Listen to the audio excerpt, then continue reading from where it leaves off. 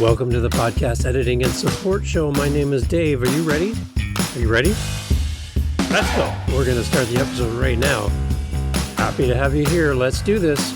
Hey, welcome back to the show. Glad to be back here with you yet again. Hope things are good with you and your podcast editing and support business, that you're getting success, you're finding clients, all that great stuff. I would love to hear your story and what's happening for you in your business. Podcast editing and support.com is where you can find me. I'd love to have a conversation. I'd love to meet other podcast editors out there in the space. And super bonus point, if you're from Canada, I'd love to talk to you because that's where I am. I'm in Canada. And I'd love to meet my fellow Canadians. So anytime, podcast editing and support.com is where you can find me. I wanted to talk today about podcast editors getting paid, because we all like to get paid, and some key considerations when setting your rates. A few things to think about as you go through the process of figuring out how much am I going to charge for what I do. Got a few things to think about for you as you set your rates, and I'm so glad you're here. Let's get you paid for all your amazing services. And again, thanks for listening. When it comes to a podcast editing and support business, we need to make sure that we're properly pricing our business so that it's sustainable for the long term. We don't want to flame out and take on a bunch of clients for a small amount of money and realize we're A, not making enough to support ourselves, or B, it's not working out the way we hope to. So we want sustainability as podcast editors and support people. And I just wanted to make sure that we provide some clarity for you and how to value your clients and how to find valuable clients. Both are important. Whether charging per episode, hourly, monthly retainers, we need to align our pricing models with client needs and your capabilities, where you are on the level of what you know and what you can do, so that it brings value to the clients and the clients bring value to you. I think that's a relationship that needs to benefit both sides, not just favor one over the other. So let's be realistic with our numbers today. And I want to talk about some key considerations when setting your rates. So a word of caution to you, if you're just starting out as a podcast editing and support person, when you hear big numbers and you think, oh my gosh, like that's where I start. I start at that number. Like that seems like way more than I could even afford if I was hiring somebody. And you think, I have to start there? Like, wow, oh my gosh, like $200 an hour? Like I haven't edited for anybody yet. That's really not maybe your starting point. Just so you know, that's for somebody that's been doing this for a while. That's somebody with the skills, the talent, the ability, maybe transferable skills from another area of work they're bringing to podcast editing and support. There's a lot of other things people bring to the mix that makes them unique and different in their services and what they offer. So don't just assume that I can fire up a business, grab a website, get some business cards, and charge $200 an hour right out of the gate. Might not be everyone's path. We'll put it that way. It's not my path.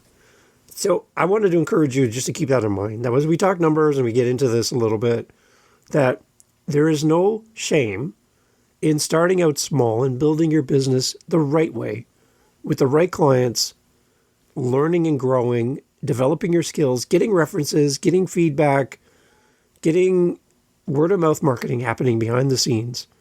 When people start bragging about what you can do, all of these things work together to make your business grow. So it's kind of a long-term race. This isn't a sprint. This isn't like, a quick little dash down the runway.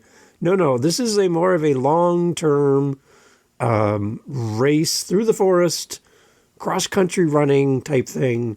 Logs to jump over, mud to slip in, fall into, and rivers and leaves and branches.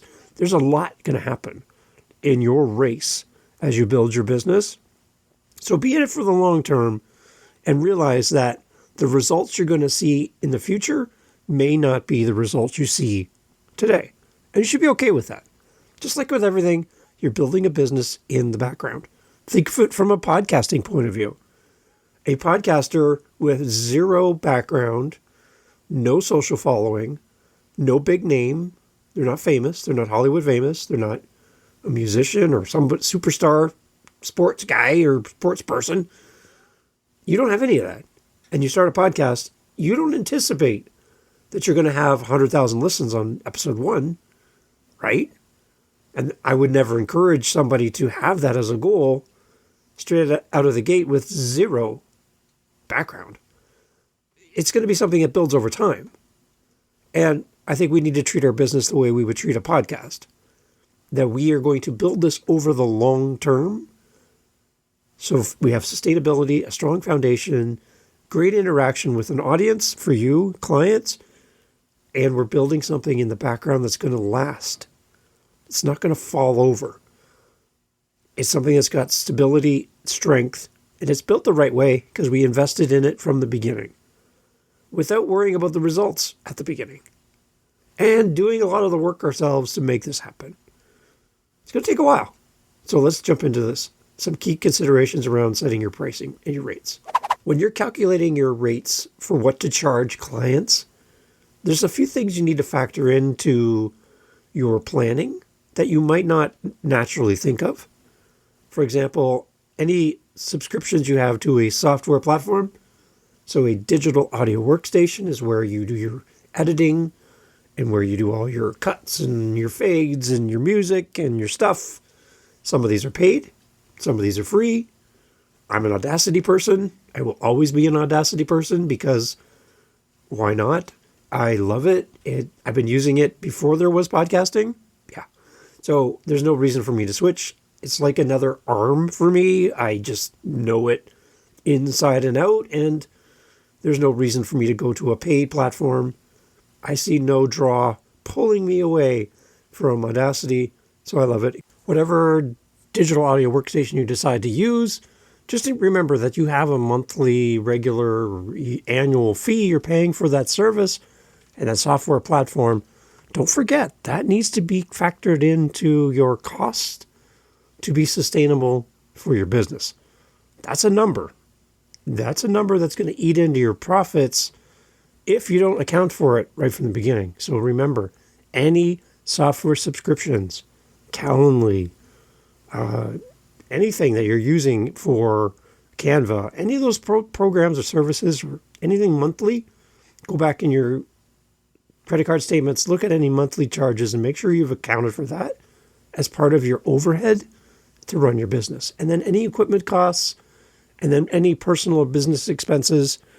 If, for example, you attend a conference for the clientele that you serve and you want to be there to talk about podcast editing and support, how much is a conference? How much is a flight? How much is hotel? How many times are you going to go per year? That's a number. That number also needs to be baked into your overhead costs, which could then turn into new clients and new opportunities. So make sure you're accounting for that yearly and you're tracking. Track. Make sure you understand that you keep that in mind. So calculate your expenses. That's a really key point when you're deciding on how much am I going to charge people for the services that I do. I want to keep that number in the back of my mind that I need to also cover those recurring expenses that are connected to my business and support what I do. The other thing is to do research into market rates, to understand the pricing trends based on a particular editor and support person's experience level. This is really important because, again, don't think you're going to go right to the highest number right out of the gate and you've been doing it for a week. When people have been doing it for 20 plus years, their rates are going to differ from somebody with 1 week's experience. That just makes sense. So when you hear people in Facebook groups, on podcasts, in newsletters and blog posts sharing their huge number per hour or per project or per on retainer, all of these things you need to filter down to your experience level and be realistic. And don't oversell your services to a potential client. Oh, I can do that. It's kind of like when somebody says to somebody else, hey, have you seen the TV show, blah, blah, blah? And we haven't, but we say, oh yeah, good show, right? You're lying. You're in that moment, you're lying because you've never seen that show. Have you ever seen the movie, blah, blah, blah? And oh, good. Yeah, it's good. Yeah. You don't know what that movie is. You have no idea. And our natural default is just to be agreeable. Don't oversell yourself. When somebody says to you, can you do video, and you do audio, and you know you've never done video, and they ask you to quote a price, and you're like, oh, I don't know, $20. That's not you showing confidence, and you don't have the ability to back up your claims that you can be a valuable support to that person. They're going to find out quickly that you don't know anything about what you're doing, and they're going to be a dissatisfied customer, and dissatisfied people tell more people than satisfied people. Just so you know, people are going to talk about what you offer in your services when you don't hit the mark that you said you hit. Keep it in mind. But research the market rates, and remember, it's all based on experience level, so your numbers may vary. But for example, you could have a per hour rate of anywhere between $50 to $200 per hour based on your experience. So keep that in mind. You might be lower. You might be like me. I'm looking for 5 free clients for the next 3 months. I'll do all the editing for you and be your support. And I'm just looking for a reference to put on my website to help me generate leads. Do I have experience? Yeah, I've got over 2,000 episodes of my own show, 9 different podcasts, all my websites, all my social media, all my YouTube channels. I do everything. So you can see all of my work on all 9 of my shows at truemediasolutions.ca/our podcasts. You'll see everything that I do. So I know what I'm doing because I've done it for myself all these years. So I know that my rate's going to be a little higher than a brand new person. Even though I don't have like paid clients in the moment, I am doing free editing for I'm focused more on independent podcasters and charities at this point. If you have the budget to hire me, then hire me. But if you don't, I still love to help you for a short period of time. I'll work with you and help you get going. And then if you want to work together in the future, great. If not, thanks for your help, and I'd love a review. That's how I'm building mine. How are you building yours? I'm really interested. Let me know. podcasteditingandsupport.com. The other thing you need to consider in the whole idea of your setting your rates and what you should consider is defining your value. You need to highlight your expertise. What are you good at? There are things you're naturally good at. There are things you've learned, things you've done, and there's things you don't know or you're learning today. That's fine, but just understand your experience level, highlight what you can do, any certifications, any portfolio samples that you can justify your rates will help people. To just put out a number and have nothing to back it up is not going to last long for you. It's not going to be something that people are going to be gravitating towards. They want proof. They want to know you can do what you said you can do. That's a great suggestion. So make sure you follow that as well. One other thing you need to consider when you're going through and setting your rates is also you need to figure out around the timing of payment options and how to invoice your clients. This is something even if you've never done any type of business before, you need to have this down pat. You need to figure out how you're going to do this. And keep in mind that some of your clients may be asking for receipts, which they can then put through their business. There's a whole tax thing that possibly comes into play depending on where you live. You need to know for your country, state, province, wherever you are, if you're under this taxable rules. If you give a receipt, they're going to claim it. Your name and address is on the receipt. And you need to also then make sure that if you're following under your tax laws, again, consult an expert. I'm not one. Consult them. But you need to account for the fact that you're giving a receipt to somebody. They're claiming it. You need to be aware of that as well because your name's on there. Keep that in mind. But when we talk about payment timing options, there's a few options, a couple things to think about. You could have upfront payments. Basically, your client's going to pay you in advance for the month that's coming. So they give you money on the first of the month, and you have that for the cover of the whole month. It doesn't really cover any extras because they prepaid you for the month. You could have a 30, 60, 90-day after-the-fact payment. Hard to build on when you're waiting 90 days for somebody to pay for work that's happened in the past. That's not income. That's future income. So keep that in mind. Upfront payments are great. It's a great way to kind of balance out and know what you're doing, and then have something in there to, if you're concerned about this, have something in there that covers the extras that might come up. Keep that in mind. There's also post-production invoicing. It's preferred by some editors who value being paid for completed work. That's kind of your choice. How you want to be paid and the timing of it, completely up to you. But think of that right from the beginning, so you have an understanding and a clear path, because it's going to come up in the conversation, and you need an answer to that question.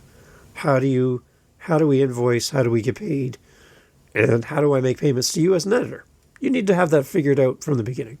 One last thing to think about too here that I put in front of you as a consideration, if you haven't tried it or you haven't considered it for your business, is the whole idea of a monthly retainer that is set up and negotiated in advance, and you just get paid on a monthly basis. Clients pay on a recurring monthly basis a fee for ongoing editing services. What are some of the benefits? It's predictable revenue and workload for editors. Everything's predetermined.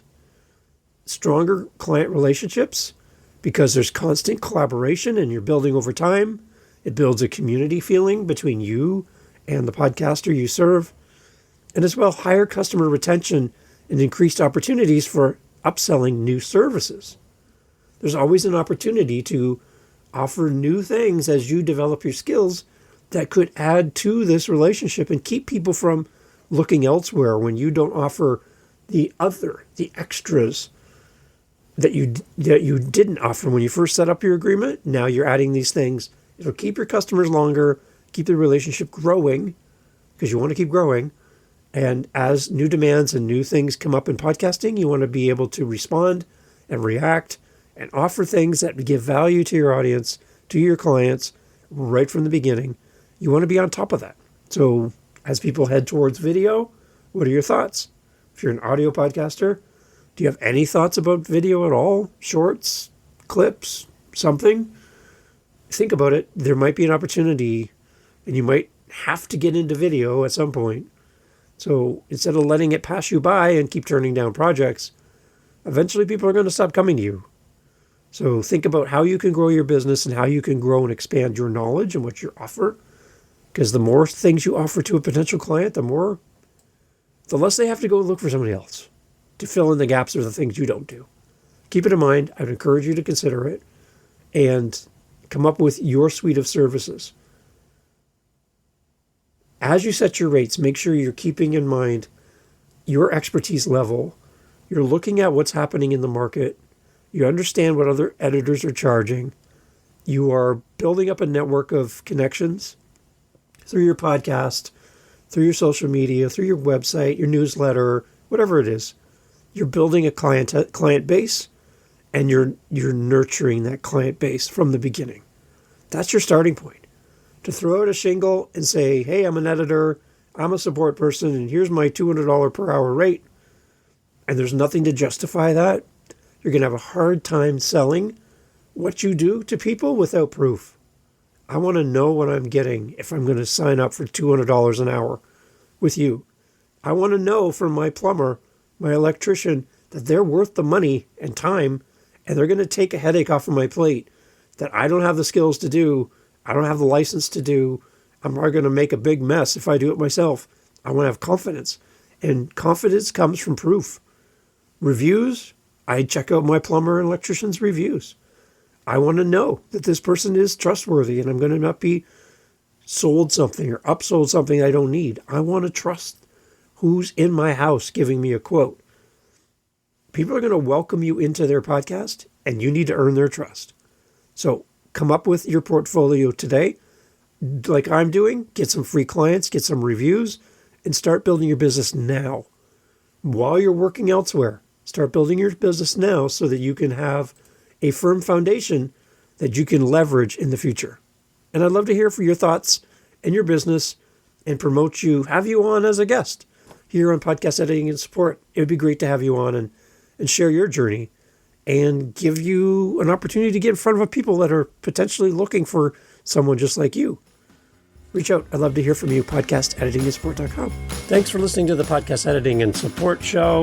Visit us at podcasteditingandsupport.com. podcasteditingandsupport.com. We would love to help you find a great podcast editor, or if you want to hire us, we would love to work with you. podcasteditingandsupport.com. Catch you on the next episode. Take care.